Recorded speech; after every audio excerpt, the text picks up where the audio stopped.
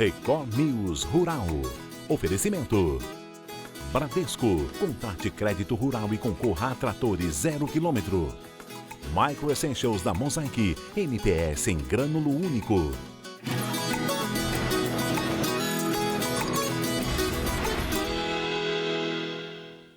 Oi, muito bom dia para você. O Record News Rural está no ar. A Defesa Civil de São Paulo realizou treinamentos para que agricultores possam ajudar no enfrentamento das queimadas. A estratégia tem ajudado a prevenir que pequenos focos se espalhem. O flagrante feito em Sertãozinho, interior de São Paulo, impressiona. Em minutos, a plantação de cana às margens da rodovia foi tomada pelas chamas. Em Bauru, também no interior paulista, a fumaça provocada por um incêndio na vegetação prejudicou a visibilidade dos motoristas. Um trecho da BR-369 precisou ser interditado. Já em Ilhabela, litoral norte do estado, o Corpo de Bombeiros e a Defesa Civil foram acionados para combater o incêndio em uma área florestal. O Brasil lidera o ranking de países da América do Sul com o maior número de incêndios florestais. Aqui em São Paulo, a quantidade de focos entre janeiro e junho dobrou, se comparada com o mesmo período do ano passado. A gente já tem, por exemplo, leis no estado de São Paulo que proíbe a queima da cana. Então são algumas leis que, à medida que você implementa e a população toma mais consciência, você dificulta um pouco esses eventos. Óbvio que ainda tem eventos criminosos que têm que ser combativos. Entre janeiro e junho do ano passado, o estado de São Paulo registrou 19 grandes focos de incêndio. Este ano já foram 39 ocorrências, alta de 105%. Para enfrentar os incêndios, a Defesa Civil Estadual tem utilizado a tecnologia como aliada. O monitoramento via satélite em tempo real ajuda a identificar focos de calor. E equipes locais são então acionadas para controlar as chamas. Para neutralizar os focos de incêndio nas regiões mais afastadas, agricultores de 600 cidades foram capacitados para apoiar no enfrentamento às queimadas. Com essas informações projetadas e também checadas em tempo real, ela subsidia melhor o combate na ponta da linha, seja com o Corpo de Bombeiros ou com os agentes de Defesa Civil Municipal. Os preços dos suínos estão em alta, que a procura, tanto aqui no mercado interno quanto no externo, está grande e estão faltando animais em peso ideal para abate. Junho é o segundo mês consecutivo que as cotações dos produtos suinícolas, acompanhados pelo CPEA, seguem em avanço. A procura aquecida no mercado doméstico e o bom desempenho das exportações brasileiras explicam a alta. Nos primeiros 15 dias úteis de junho, foram embarcadas 70.200 toneladas de carne suína in natura, uma média diária de 4.700 toneladas, mais de 7% acima do mês anterior e 1,2% superior a junho de 2023. Os dados são da SESEX. No mercado interno, os preços foram impulsionados pela forte procura, somada à baixa oferta de animais para abate. O setor agropecuário espera o anúncio do Plano Safra 2024-2025. Os números devem ser divulgados nesta semana. O governo marcou para quarta-feira o anúncio do Plano Safra 2024-2025. Os produtores rurais estão na expectativa para saber os valores que vão ser destinados para o setor. O governo sinaliza que o montante deve ficar em 500 bilhões de reais para serem divididos entre agricultura familiar e empresarial. As instituições ligadas ao agronegócio esperam um valor próximo dos 570 bilhões de reais. O setor também se mostra insatisfeito por não saber quais são as taxas de juros aplicadas para o calendário Safra, que começa em julho. O secretário de Comércio e Relações Internacionais do Ministério da Agricultura, Roberto Perosa, disse que, mediante a queda da Selic de 13,75% ao ano para 10,50% ao ano, os juros do Plano Safra também deverão ter queda. Mas afirmou que nada está efetivamente fechado. O governo federal está construindo 5 rotas de integração para ligar o Brasil ao Oceano Pacífico, possibilitando o aumento das exportações para países asiáticos, o que deve beneficiar o agronegócio nacional. Os novos trajetos também devem aproximar os estados brasileiros de outras nações da América do Sul. As rotas de integração sul-americana devem melhorar os serviços de logística brasileiros para que tudo aquilo que for produzido aqui encontre caminho livre e bem estruturado para chegar a outros países. Para isso, são necessárias rodovias, hidrovias, aeroportos, redes de energia e de internet. Necessidades que serão atendidas a partir de uma ideia que surgiu em maio do ano passado, quando presidentes de todos os países da América do Sul estiveram em Brasília. Enquanto a América do Norte comercializa entre si na ordem de 40%, só depois compra do mundo, você pega a Europa mesmo, é quase 70% eles compram, né, o comércio regional entre eles e só depois compram do Brasil. Quando a gente olha a América do Sul, não é isso que acontece. Não chega a 17%, 18% a compra entre os países. Bom para o Brasil, é bom para os países vizinhos e é bom também para o mercado asiático, que consegue chegar mais rapidamente aos nossos produtos brasileiros. São 5 rotas: Ilha das Guianas, Amazônica e Quadrante Rondon, que abrangem áreas da Amazônia Legal e Biooceânica de Capricórnio e Porto Alegre Coquimbo, no centro-sul do país. Elas desembocam no Oceano Pacífico, caminho considerado mais curto para que os produtos brasileiros cheguem, por exemplo, à China, nosso principal parceiro comercial. É uma enorme dificuldade logística para atingir os países aqui em volta. O custo, por exemplo, de exportar para a Argentina é muito maior para o Brasil do que para os países europeus, por exemplo. O outro grande desafio é acessar de forma mais competitiva os mercados asiáticos. A Ásia é o grande mercado em expansão no mundo. Das obras executadas no Brasil, 190 já estão previstas no orçamento e serão executadas por meio do novo PAC, o Programa de Aceleração do Crescimento. Já aquelas nos demais países devem custar 10 bilhões de dólares, o equivalente a 55 bilhões de reais. O financiamento será por meio de bancos e fundos regionais, como o Banco Interamericano de Desenvolvimento, o BID, e o Fundo Financeiro para Desenvolvimento da Bacia do Prata, o FONPlata. O BNDES também vai investir em estados e municípios brasileiros localizados nas regiões de fronteira. No último mês, o presidente Lula criou uma comissão com 12 ministros que passaram a ser responsáveis pela integração sul-americana. Cabe a eles propor soluções em temas como infraestrutura, transporte, energia e comunicação para que as 5 rotas sejam finalizadas. O grupo também deve promover ações de governança regional para que seja criada uma rede interoceânica de infraestrutura. Vai melhorar enormemente a nossa competitividade, porque com a melhoria da infraestrutura você tem redução de custos, né? Nós não temos que dar mais a volta no continente ou ir pelo Atlântico para chegar nesses países mais afastados. Ao mesmo tempo também, os países aqui circunvizinhos dos países da América do Sul, você tem grandes benefícios de inclusão maior desses países no comércio. Quando estiverem prontas, as rotas serão capazes de encurtar em cerca de 20 dias a distância que os produtos brasileiros levam até o mercado asiático. Um dos principais pontos de escoamento da produção pelo Oceano Pacífico será o megaporto de Xangai, no Peru, que está sendo construído pela China e tem inauguração prevista para novembro. Este porto vai permitir com que os produtos do norte do Brasil possam ir por hidrovia, é todo hidroviário, até a fronteira do Brasil. Dali ela vai também por hidrovia e pode ir para a Colômbia, para o Peru ou pode descer também em direção ao Chile. O presidente Lula está celebrando os avanços da iniciativa. Ele prometeu seguir em busca do apoio de outros países, como a Bolívia, e disse que as vantagens comerciais das rotas de integração são extraordinárias. A oferta de citros deve se manter baixa em julho. Enquanto isso, os preços estão subindo.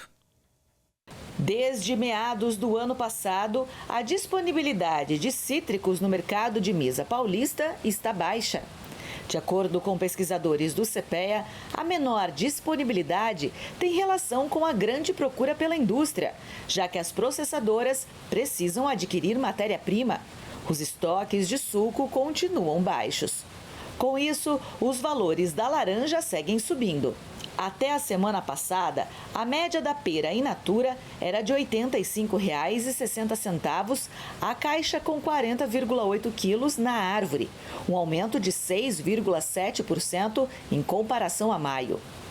Na indústria, a cotação média praticada para a pera e para as tardias foi de R$ 75,97 a caixa colhida, aumento de 14,2% na mesma comparação. O Brasil é o 7º maior produtor mundial de abacate e o estado de São Paulo responde por 50% da produção nacional. A fruta está no gosto do brasileiro e também na mira de cientistas norte-americanos. Os pesquisadores descobriram que o consumo de abacate diário, ou pelo menos 2 vezes por semana, ajuda a combater doenças cardiovasculares. A fruta, além de saborosa e nutritiva, protege o coração. Abacate, leite e um pouquinho de açúcar. Tudo bem batido no liquidificador. Essa vitamina é o café da manhã da Camila. Substituir o pão pelo abacate. Cuida da questão do colesterol, a gordura ela é saudável, então é tudo um conjunto. Me ajuda. O abacate entrou com frequência diária no cardápio da auxiliar administrativa em uma dieta de redução de peso há mais de 1 ano. Ela já perdeu 11 quilos e diz que sem sofrimento. Todo dia de manhã eu tomo minha vitamina. Entre 7h30 e 8 horas, um copo cheio. E aí eu não sinto fome. Eu vou comer entre 12h40, 1h. E aí à tarde, antes de ir para a faculdade, eu como alguma coisinha e pronto. Por causa da gordura e das calorias, o abacate já esteve na lista popular de vilões entre as frutas. Mas ele faz bem para a saúde e a ciência tem comprovado isso. Um estudo norte-americano recente mostrou que consumir abacate pelo menos 2 vezes na semana reduzem até 21% as chances de doenças no coração. Médicos da Universidade de Harvard colheram dados de 110 mil pacientes ao chegarem a essa conclusão. E o benefício pode estar ligado justamente à concentração de gorduras boas do abacate. O abacate tem gorduras saturadas em uma quantidade razoável, mas a gente precisa, por exemplo, de gorduras desse porte para poder absorver vitamina A, vitamina D, vitamina E, vitamina K. Então, são gorduras importantes para o nosso organismo. Elas têm uma quantidade desse tipo de gordura e também uma quantidade de gorduras monoinsaturadas, os famosos ômega 9, né? Assim como tem no azeite, por exemplo. Então, são gorduras também de uma boa qualidade e são gorduras que fazem uma proteção do nosso coração de uma maneira muito efetiva, contra infarto, né, contra problemas cardiovasculares, porque ele tem um poder antioxidante muito legal também. Ele ajuda no equilíbrio dos antioxidantes, ele ajuda no equilíbrio do nosso organismo para fazer essa proteção. O médico nutrólogo explica ainda que a fruta é rica em sais minerais, vitamina C, além de muitas fibras. E as fibras, elas são importantes para o bom funcionamento do nosso intestino, para a absorção da água, para o manejo, para a manutenção da nossa flora intestinal. Além disso, é um alimento, é uma fruta que dá uma sensação de saciedade maior. Então, o paciente come uma quantidade de abacate e consegue segurar essa fome por mais tempo. Além de bom para a saúde, o abacate é muito versátil. Eu gosto com bastante açúcar. Jogo açúcar, ou então faço suco. Eu gosto de fazer o guacamole e gosto de consumir ele com açúcar e limão, né? Eu como com aveia amassado, um pouquinho de limão e um pouquinho de adoçante, não com açúcar. A quantidade recomendada pode variar de pessoa para pessoa e de acordo com os objetivos do consumo, mas de forma geral podem ser consumidas 2 colheres de sopa por dia, sem exageros. Agora, cuidado com o que você mistura no abacate para não prejudicar o que ele pode ter de bom. Creme de abacate com leite condensado, com leite em pó, com açúcar, ou então picar o abacate, jogar mel, açúcar aí não adianta, né? Porque aí você aumenta muito o valor calórico e você começa a perder um pouco da real necessidade que você tem do consumo para aqueles benefícios. Então, toma cuidado e, como sempre, o equilíbrio na vida acho que é fundamental. O PIB da soja e do biodiesel cresceu 21% em 2023, mas a renda real recuou 5,3%. Em relação aos postos de trabalho, houve um novo recorde e as projeções para a safra de soja 2024 foram atualizadas. Quem chega para dar um panorama do setor é o Daniel Amaral, que é diretor de economia da ABIOV, Associação Brasileira das Indústrias de Óleos Vegetais. Bom dia, Daniel. Seja muito bem-vindo ao Record News Rural. Bom dia, Kelly. Muito obrigado pelo convite. É um prazer estar aqui com você. Prazer o nosso também. Vamos começar falando, então, sobre essa estimativa de safra. O que deve vir por aí? Bom, a gente está falando aqui de um ano bastante atípico, né? Estamos falando de 2024, tivemos 2 eventos extremos no Brasil, seca no Mato Grosso, outras regiões também e enchente, né, no Rio Grande do Sul. Felizmente, nós tivemos no Rio Grande do Sul um quadro que com prejuízo um pouco menor do que o previsto, em função da safra já está praticamente colhida, né, armazenada, guardada, e isso foi muito positivo. Mas a gente tem, sem dúvida, um ano muito difícil, um ano aí com estimativas de perdas em relação ao potencial de 12 a 13 milhões de toneladas de soja, né? Então, isso é muita coisa. Apesar de tudo isso, a gente viu uma safra boa, né, superando aí 152 milhões de toneladas de soja, que junto com o estoque e as importações de soja devem trazer, então, um volume suficiente para o Brasil esmagar essa soja, produzir farelo, produzir óleo, produzir biodiesel e também exportar para atender os nossos mercados internacionais. Sobre a exportação, esse cenário agora aqui de uma safra um pouco prejudicada, como você trouxe para a gente, né? Pode afetar as nossas relações comerciais, afetar algum contrato ou não? Não há nenhum risco de afetar contratos, muito pelo contrário, né? O Brasil ele continua tendo um papel importantíssimo no cenário internacional. O que se trata é realmente uma mudança em relação àquilo que se previa para ter a colheita, mas nada disso tem qualquer impacto sobre a ótica de contratos, nada disso, né? O Brasil ele vai atender plenamente aí todos os contratos, garantindo um produto em abundância e com uma excelente qualidade, que é a soja brasileira. Então, isso não há problema nenhum. O que há é um ajuste, então, nos usos da soja no Brasil, na relação do estoque final, enfim, são ajustes pontuais que se fazem, dado que o Brasil ele vem colhendo sequências sucessivas de soja, portanto, temos também um estoque aí de amortecimento aí para poder fazer frente a essas necessidades. Hoje, quais são os principais mercados internacionais da soja brasileira? O principal mercado do Brasil continua sendo a China. A China ela é de longe o nosso principal importador, é o país que precisa muito da soja em grão. Tem outros mercados importantes também, a própria Europa é um mercado importante, mas de longe a gente está falando aí da China, aí, com cerca de 70% das importações de soja em grão.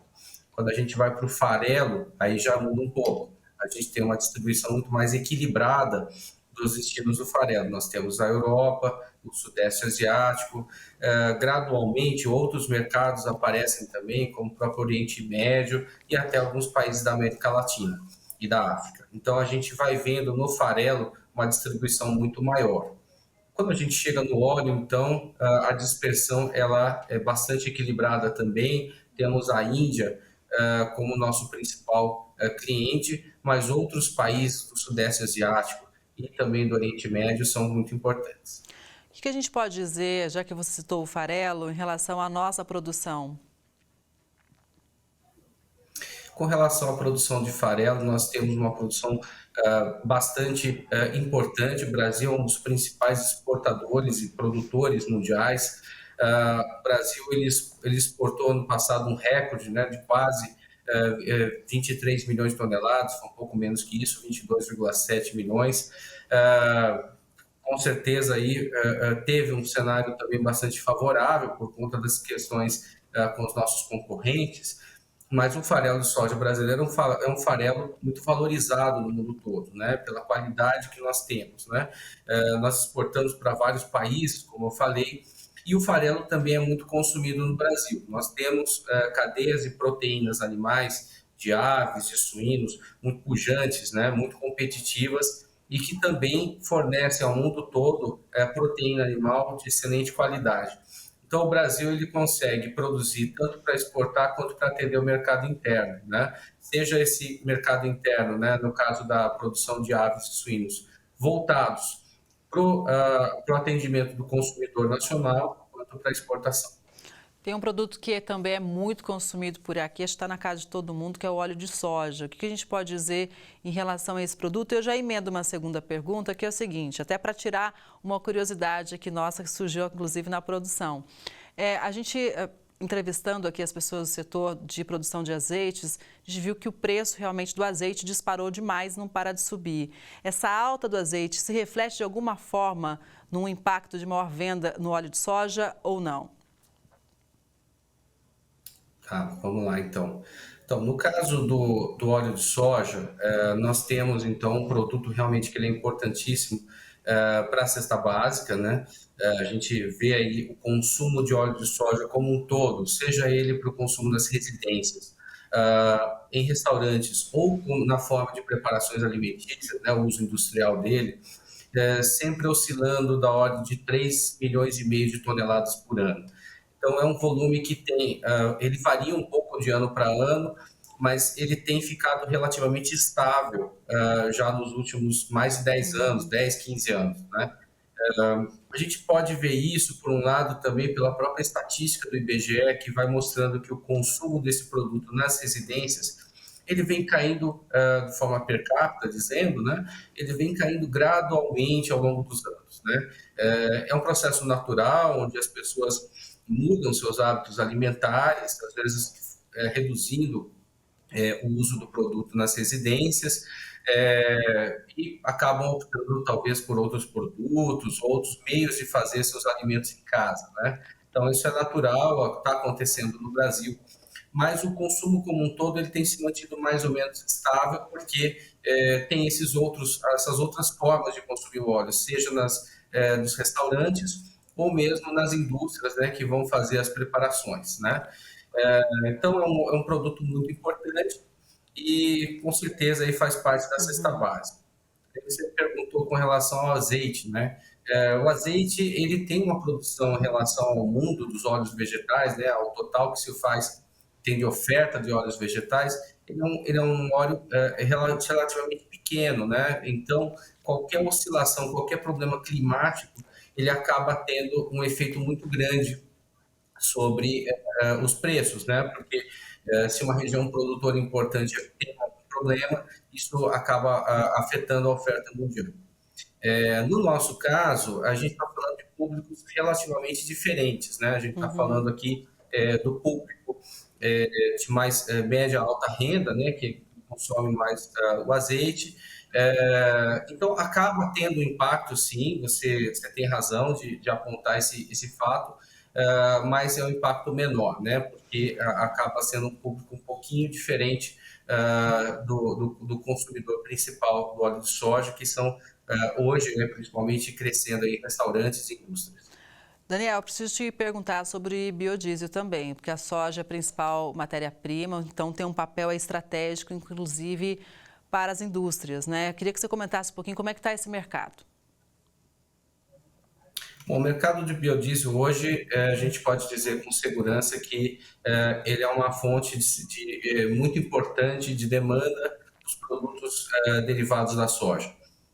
Não fosse o biodiesel hoje, muito provavelmente nós teríamos um esmagamento, um processamento de soja muito menor no Brasil.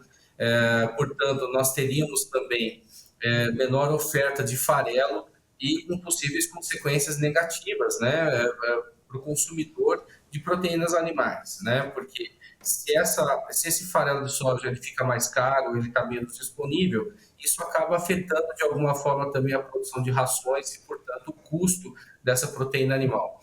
Então, o óleo de soja, desde 2008, que a mistura obrigatória de biodiesel ela vem crescendo gradualmente, ela vem, então, dando uma sustentação e uma importância muito grande para o processamento de soja, favorecendo, então, toda essa industrialização que eu comentei, né? A gente teve ano passado ao redor aí de 5 milhões de toneladas de óleo de soja que foram consumidos para biodiesel, Isso dá um percentual, uma participação relativa aí do óleo de soja no total, cerca de 75% de todas as matérias-primas que vão para biodiesel. Então é bastante coisa. Mas isso se reflete, por quê? Porque o Brasil é um excelente produtor de soja. Isso só acontece porque o Brasil é muito bom na soja, produz com alta qualidade, alta produtividade, e temos um parque esmagador de soja também muito competitivo, né? Então é natural, cada país no mundo vai desenvolver a sua indústria de biocombustíveis em cima daquele óleo vegetal que está mais disponível, que tem menor custo, e esse é o óleo de soja, no caso aqui no Brasil, né? Então a gente tem essa mistura agora, esse ano aqui já com B14, né? Ano que vem caminhando para o B15, e isso está estimulando o aumento, né, do consumo de óleo de soja para biodiesel, portanto estimulando também a industrialização. E com certeza é um produto que deve receber cada vez mais incentivo e mais atenção, né? Quando a gente fala sobre a questão do clima, por exemplo, buscar realmente fontes mais limpas, né, de energia, então tem tudo isso, está muito em a ver, é um mercado em expansão, né? Com certeza, essa questão ambiental hoje, sem dúvida, ela é o principal motor aí do fortalecimento do biodiesel no Brasil. Nós temos aí no biodiesel cerca de 75%, 80% de redução das emissões de gases de efeito estufa em relação ao diesel de origem fóssil. Então, quer dizer, a gente consegue, trocando litro de diesel fóssil por 1 litro de biodiesel, reduzir muito, né, todas essas emissões. Do ponto de vista ambiental também tem a questão da qualidade do ar nas cidades, que melhora muito com o biodiesel. O biodiesel ele tem uma menor emissão de material particulado, né? Particularmente sensível, especialmente sensível isso numa época como agora, por exemplo, que as chuvas diminuem, por exemplo, na cidade de São Paulo, na região metropolitana, e o ar fica mais seco, mais poluído. Portanto, trocar por um biocombustível que reduza esses materiais poluentes melhora muito a saúde de todo mundo, né? Então, isso é muito importante.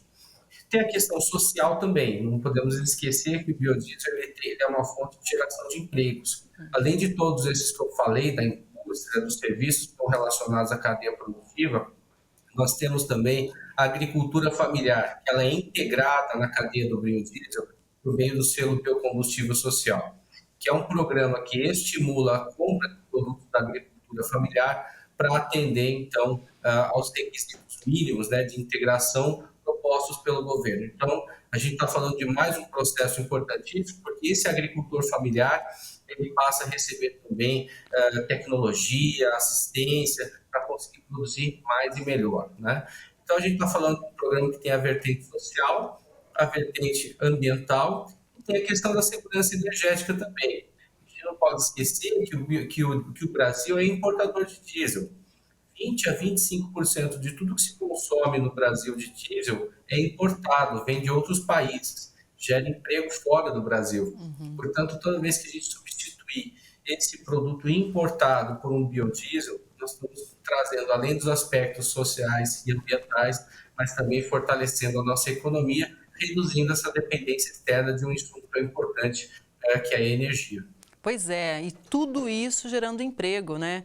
Acho que é importante a gente trazer aqui para as pessoas que acompanham o Record News Rural essa noção.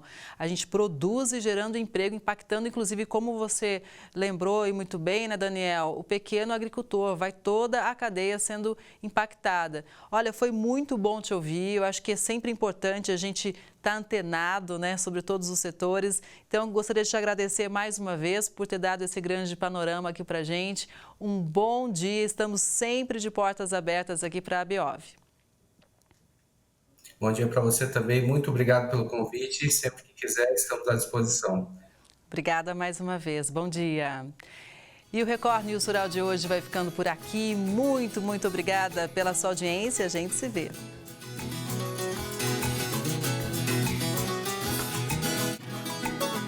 Record News Rural. Oferecimento. Bradesco. Contrate crédito rural e concorra a tratores 0 km. Micro Essentials da Mosaic. MPS em grânulo único.